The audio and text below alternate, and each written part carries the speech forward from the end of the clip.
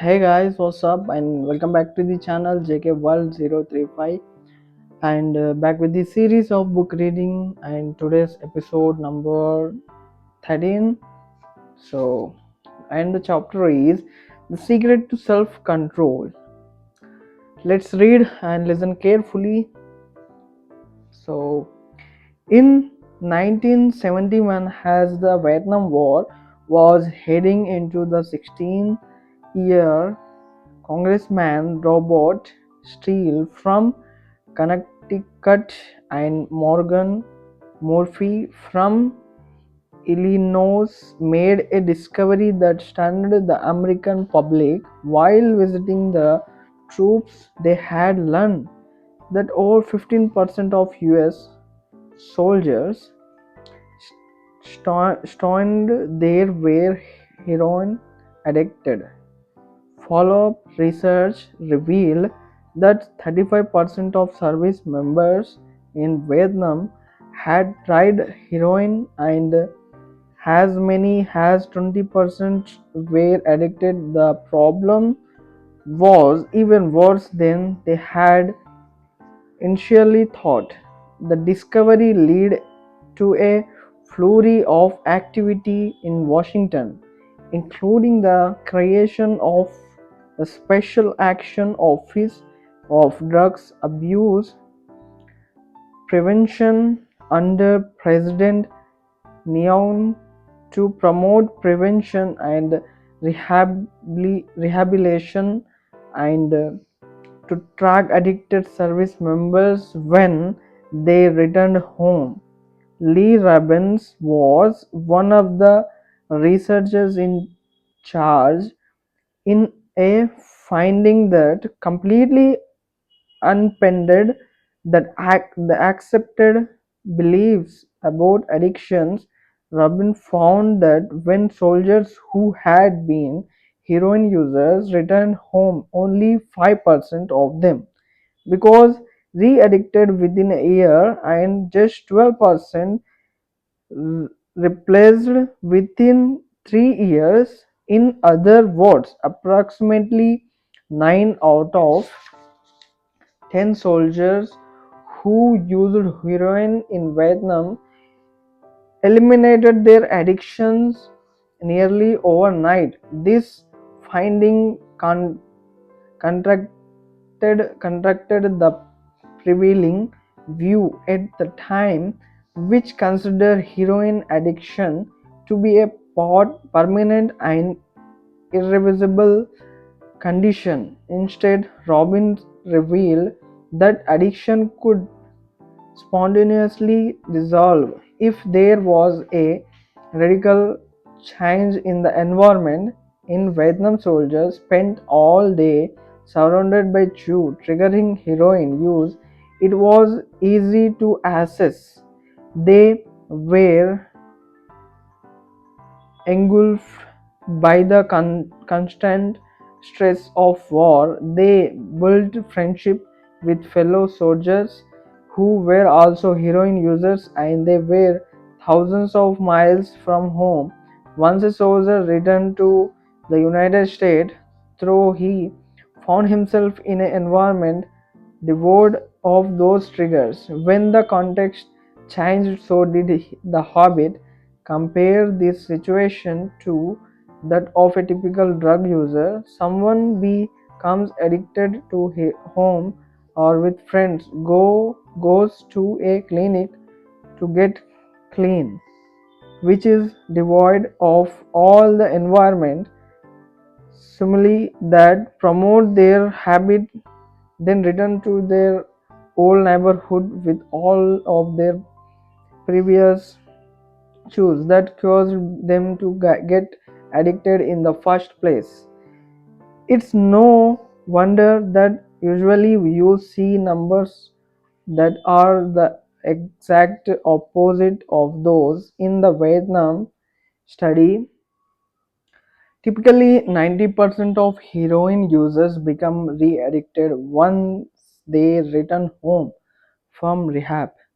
The Vietnam studies ran counter to many of our cultural beliefs about bad habits because it challenged the conventional association of unhealthy behavior has a moral weakness. If you are overweight, a smoker, or an addicted, you've been you will be told your entire life that it is because you lack self-control. Maybe even that you are bad person. The idea that a little bit of discipline would solve all our problems is deeply embedded in our culture. Recent research, however, show something different. When scientists analyze people who appears to have tremendous self-control, it turns out those individuals aren't all that different from those who are struggling. Instead, disciplined people are better at structuring their lives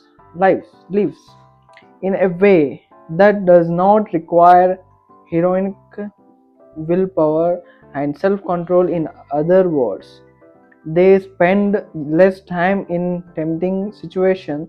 The people with the best self-control are typically the one who need to use it the least. It's easier to practice self restraint and when you don't have to use it very often. So yes, Preve- preference, grit, and willpower are essential to success, but the way to improve these qualities is not by wishing you were a more disciplined person, but by creating a more disciplined environment. The counter intuitive idea makes even more sense once you understand what happens when a habit is formed in the brain. A habit that has been encoded in the mind is ready to be used whenever the relevant situation arises. When Allwell, a therapist from Austin, Texas, started smoking, she would often light up while riding horses. While a friend, eventually she quit smoking and avoided it for years. She had also stopped riding decades later. She hopped on a horse again and found herself craving a cigarette for the first time in the forever. The two were still internalized. She just hadn't been exposed to them in a long time. Once a habit has been encoded, the urge to act follows whenever the environment to reappear. This one reason behavior change techniques can backfire. Smashing obese people with weight loss presentation can make them feel stressed, and as a result, many people return to their favorite coping strategy. Overeating, showing pictures of blackened lungs to smoker leads to higher level of anxiety, which drives many people to reach from a cigarette. If you are not careful about chew, you are the chew. You can causes the very behavior you want to stop. Bad habits are autocatalytic.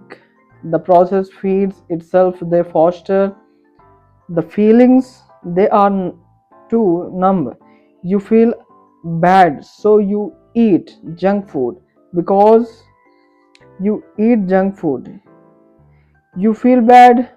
Watching television makes you feel sluggish, so you watch more television. Because you don't have the energy to do anything else. Worrying about your health makes you feel anxious, which causes you to smoke to ease your anxiety, which makes your health even worse, and soon you are feeling more anxious. It's a downward spiral, a runaway train of bad habits. Researchers refer to the phenomenon as induced wanting. An external trigger causes a compulsive craving to repeat a bad habit.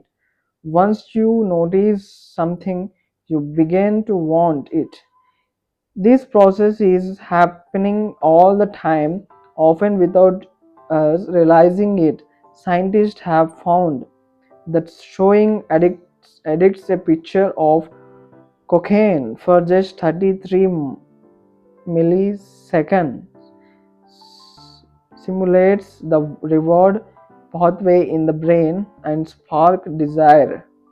This speed is too fast for the brain to consequently resist. The addicted could not even tell you what they had seen, but they craved the drugs all the same.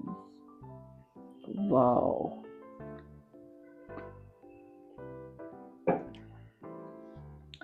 Here's the punchline: you can break a habit, but you are unlikely to forget it. Once the mental grooves of habit have been carved into your brain, they are nearly impossible to remove entirely, even if they go unused for quite a while. And that means that simply resisting temptation is an ineffective strategy. It is hard to maintain a Zen attitude in a life filled with interruptions.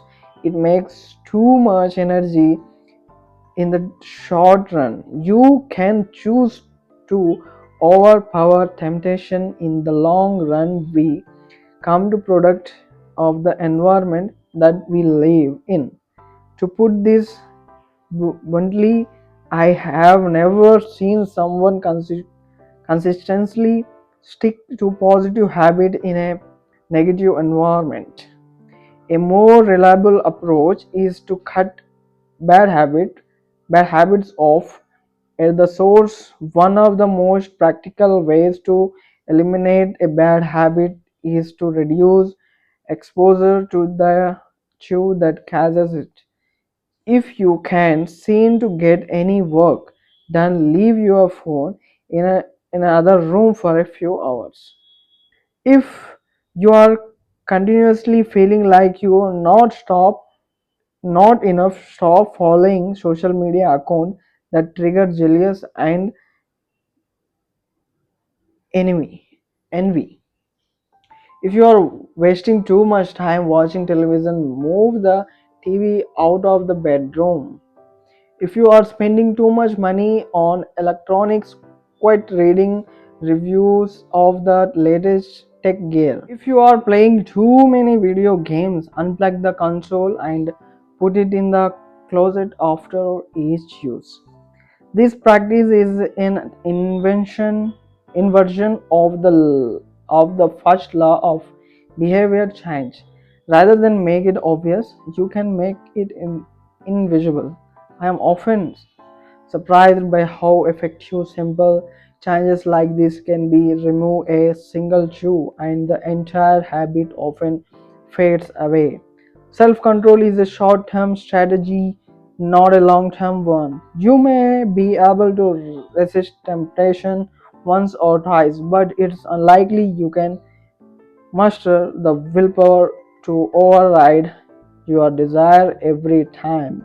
Instead of summoning a new dose of willpower whenever you want to do the right thing, your energy would be better spent optimizing your environment. This is the secret to self-control. Make the chew of your good habit obvious and the chew of your bad habits invisible.